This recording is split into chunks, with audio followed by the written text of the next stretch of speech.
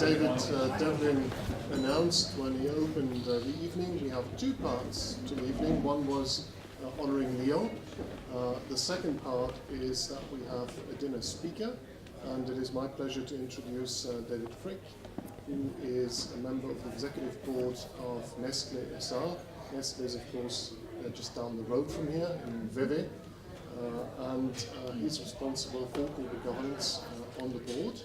Now, David has been with Nestlé for some years. He was with Credit Suisse before, and he was called in to really transform the governance of Nestlé. And if you have any doubts of this, I had the pleasure of visiting the offices of Nestlé, and when you walk into reception, you find the 150-year celebration book of Nestlé, and you open page 145, and you find a chapter on corporate governance, which is, of course, fantastic that our subject made it into the 150-year book of a company. And you read about the transformation that had to be done, overcoming double quota requirements, and then you read about the man who managed to do it, David Frick.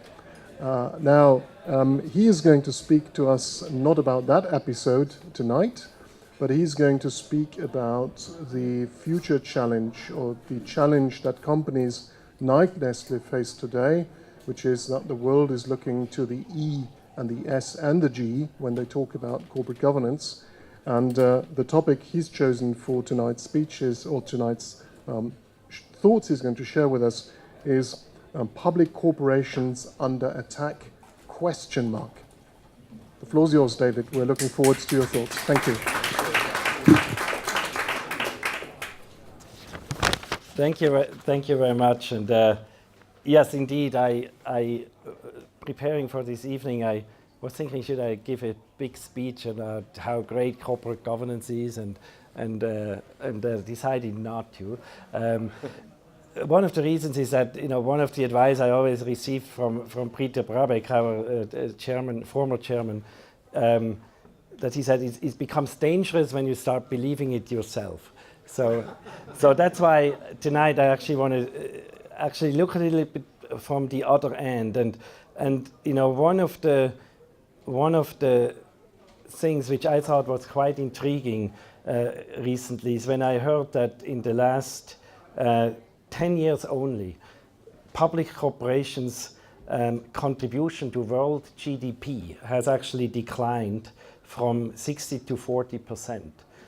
So there is really a question mark, is the public company model per se under attack? And there is some evidence. Countless companies have delisted from the world's stock exchanges, as you know. Many new tech companies actually delay their offering or their IPOs as long as they can. Uber is an example. But also in European exchanges, there are many declines in IPOs. Those companies which do ultimately list make sure that their founders retain control, such as Facebook, or they give no voting rights to shareholders at all, like Snap. So apparently there are these fears of going public that one must ask, why is this the case, and what could potentially be done about it? So one reason for sure is the extensive regulation of public corporations. I take Switzerland as an example. The governance regulations here include now, after a popular vote, the binding vote on the compensation of the board and the executive board, the individual election of all board members for mandatory one-year terms, the direct election of the chairman of the board, the members of the board's compensation committees, and the independent shareholder representative. And this well-intended empowerment of shareholders has had unintended consequences. It shifted power from a mostly Swiss board, which has fiduciary obligations to the company and must ensure its long-term success, to a mostly foreign shareholder base, which has no fiduciary obligations at all and can be as short-term oriented as it wishes. Secondly, in many markets, we notice as Nestlé that the new competitors that enter do not have to comply with these extensive regulations. In many countries, our strongest competitor is no longer another publicly listed company like Unilever or Danone, but rather a local player who has found a niche to sell organic or artisanal products, for example. So some of our competitors are clearly driven by much more short-term strategies. They may be public corporations as well, but they have become dominated by an activist or dominant shareholder who favors short-term cost-cutting and profit-taking over sustainable long-term growth. And yet our shareholders are quick to compare the results of very different strategies across public companies with very different strategies and time horizons. So public corporations such as Nestlé find themselves in between local competitors who face much less regulation and sustainability expectations on the one hand, and competitors who are dominated by short-term strategies and ruthless cost-cutting on the other hand. Clearly, we have to find the right balance in between. And now there is, of course, no level playing field. According to a recent study by ECGI, investors do see long-term financial benefits in companies with high ESG ratings. So, for example, 40% of the investors said that a risk or history of poor governance would force them to rule out an investment, while 32% said they would do the same due to human rights risk from operations. So Nestlé takes its integrated reporting very seriously on both financial and non-financial performance. Our extensive Creating Shared Value report, written in accordance with the most comprehensive option of GRI 4, meaning it requires robust, rigorous verification, is carried out with Bureau Veritas and checked by the GRI. As you may imagine, this is a tremendous amount of work. Last year, over 600 data points had to be audited in the preparation of this report. Now, many non-public companies, like including our local competitors, do not have to comply with similar disclosures, nor are they pushed by investors or NGOs to the same level of commitment. So there is a certain double standard here. But what is perhaps even more troubling, when a public corporation does come into the focus of an activist approach, many long-term investors seem quickly willing to abandon their long-term agenda. Some may point to concerns about their own legal fiduciary obligations, but many probably are just following a healthy portion of self-interest. On this, there is some good news, however. According to a recent paper by Bob Eccles, which had surveyed a lot of institutional investors, the commonly cited barriers to ESG integration are not as great as commonly believed. Only a minority of investors are concerned that incorporating ESG factors can actually hurt financial performance, and only around 10% see the fiduciary duty of fund trustees as precluding ESG integration in the investment decision-making. 40% even see a trend of not doing so a violation of the fiduciary duty. So one would think that institutional investors who do put significant pressure on public corporations to pursue the long-term and sustainable success would be consistent and willing to support these corporations when they are following these commitments. So this brings me to a first request. Investors, NGOs and other stakeholders should be consistent in their approach. If they push public corporations to go far beyond the law in making commitments regarding sustainability, they should not just use the big companies to make their case. There should be a level playing field, at least when it comes to fundamental issues such as human rights or health and safety.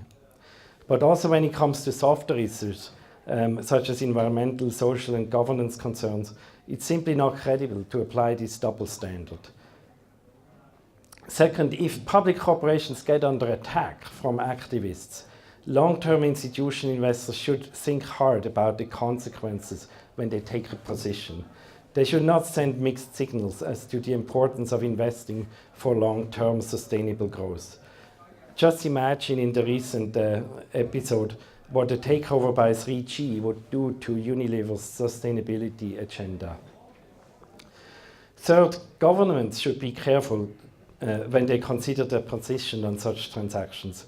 We are all for free markets and against protectionism, but there are serious questions if there is no level playing field, when state-funded companies are involved, or when acquisitions are funded largely by leveraging the balance sheet of the target and reducing its investments for future growth. Finally, there is a need for a cost-benefit analysis of all new regulation, especially those affecting public corporations.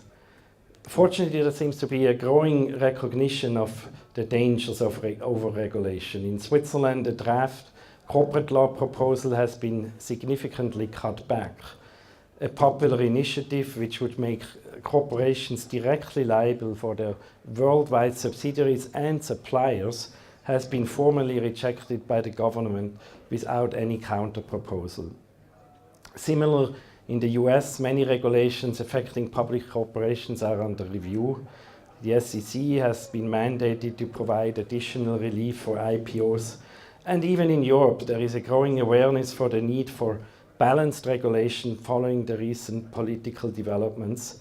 And organizations such as yours, the ECGI, whose political credibility probably far exceeds those of the private corporations, can play a very important role here. So let me conclude with these hopeful signs. Perhaps we have reached peak regulations for public companies. The G20 agenda seems mostly complete, and the primary goal in the US and in Europe is shifting from stability to growth. The public corporation, which undoubtedly has led to tremendous wealth creation in the past, must be allowed to fulfill its purpose. Where barriers are needed, they should be put in place. Where there are concerns about equality, these should be politically addressed. And where globalization has failed, perhaps we have a second chance in the digital revolution. But the law of public corporations itself should not be abused for such societal changes. Public corporations remain our best hope for reigniting growth, and long-term sustainable growth should be our common goal. Thank you.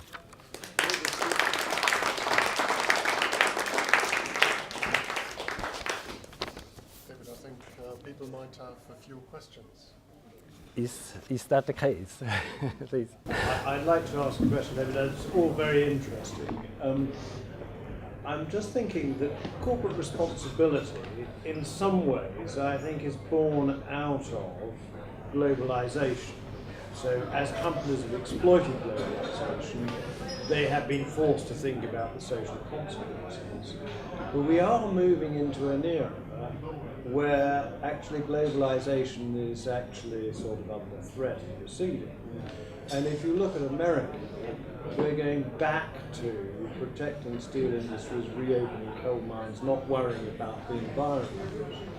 And I just want to sort of ask you where you think that corporate responsibility is going to go in an age of protectionism, because in the end protectionism is going to be about survival, and you won't have time to think about corporate responsibility. Is that a real worry?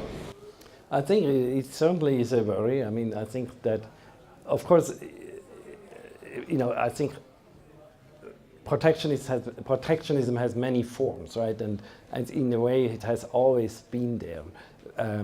But I think that there is a risk in a way that globalization is being considered as having gone the wrong way.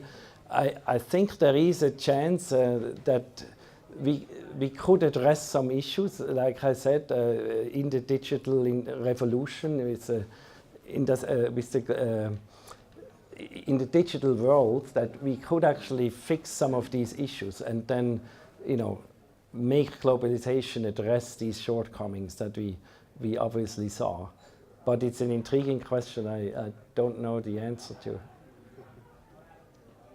Please.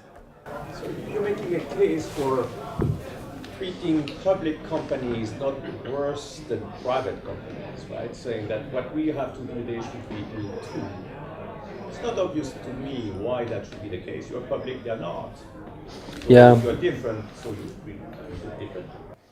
No, that is true. Of course, it's not exactly equal. But I think where I see the double standard is when certain things are expected from us, and we are beat up by the investors, by the public on certain issues, and our competitors who may not be public corporations can do as they wish. And I think that is to some extent a little bit disingenuous, I would say. I kind of resist following up. Aren't you overly sensitive? We probably are a bit, but I think it is true. I mean, many NGOs actually, quite honestly, they tell us in the conversation, they know it's not fair. They tell us, they know it's not fair to attack Nestle, for example, for palm oil, because they know we are actually doing a very good job on this. But they tell us into the face, but we still attack you, because by attacking you, we can make the biggest difference. We can have the biggest, media exposure and so forth. And that I take a little bit an issue with, nevertheless. David, I actually wonder whether you started with a bleak picture for the public, widely held and widely controlled public corporation. And I wonder whether the picture is not even bleaker. Because what we are seeing is that actually a lot of publicly traded companies now, some of them are state-owned, right, all the Chinese guys, etc. Some of them are actually controlled, right? So actually the widely held, widely controlled public corporation is becoming a rare animal and probably a better target.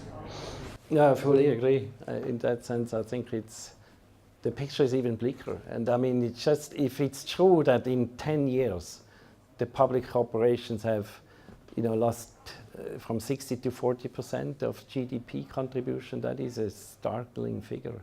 And you wonder where this goes from here. And just like you say, the Chinese, which we compete with, even more in a few years, a lot of these worries they don't have. They don't have to worry about all of this, all of these commitments that we have to make. So, yeah, Lisa. Just a thought following on from all that. One of the things that's much discussed about millennials and the next generations coming along is that environmental, social, and governance ideas are kind of in their DNA. And that when they rise to run companies, whether it's public or private, and or become shareholders, that this will just be part and parcel of what's expected. Do you see any hints of that? Is there the possibility that we have a generational shift that changes the mindset about governance? Well, I have to tell you, I recently came, I'm also responsible for compliance, and I came across a study, I think it was also by Ernst & Young, which actually concluded that millennials are worse than the older people in terms of anti-bribery prevention. So apparently 4 out of 10 millennials are willing to bribe if necessary, and only 1 out of 10 of the over 45-year-olds is willing to do that. So I'm not so sure about the millennials knowing everything better. But we also, of course, are trying to understand what the millennials want. We know these are our future consumers. Just as a little counterpoint, please. I've been following a corporate governance issue for some months, which is quite well known, and that's involving Tesla's controversial acquisition of Solar City, the solar energy company. And there was huge corporate governance issues because of conflicts of interest, and Elon Musk was the chairman of both companies, was the largest shareholder in both companies. His 2 cousins founded Solar City. They did not necessarily take into account the interests of the minority shareholders. The deal went through. Today, the value of Tesla last month exceeded Ford Motor Company. Last week exceeded General Motors. It's the most valuable automobile industry on the planet. It's never made $1 profit. It's all borrowed money. And the corporate governance issues. How do we deal with superstars that seem to flaunt corporate governance, and the regulators, the stock exchange, they bless it and they pass it. And there's no kickback. I mean, there's no price to pay. And it seems like all the efforts that we're doing in diversity of boards and stakeholder treatment and reporting is cosmetic, because when it comes to real business, they ignore it. Yeah, I mean, I think that is a fundamental issue with governance. But of course, for every case like that, you have other cases where obviously, terrible corporate governance has led to terrible problems, right? So I wouldn't dismiss corporate governance per se, because in one or the other case, it doesn't. It's a very interesting question, yeah. And I mean, there is also, I think sometimes there is a time dimension, right? That things could work short term, they may get past, cut corners, but longer term it probably won't work. So that at least would be my hope. Marco. Following your line, I want to be provocative a little bit. Do you think that large private companies, I'm thinking, I don't know, about Cargill or Koch Industries, in today's environment, they have a competitive advantage?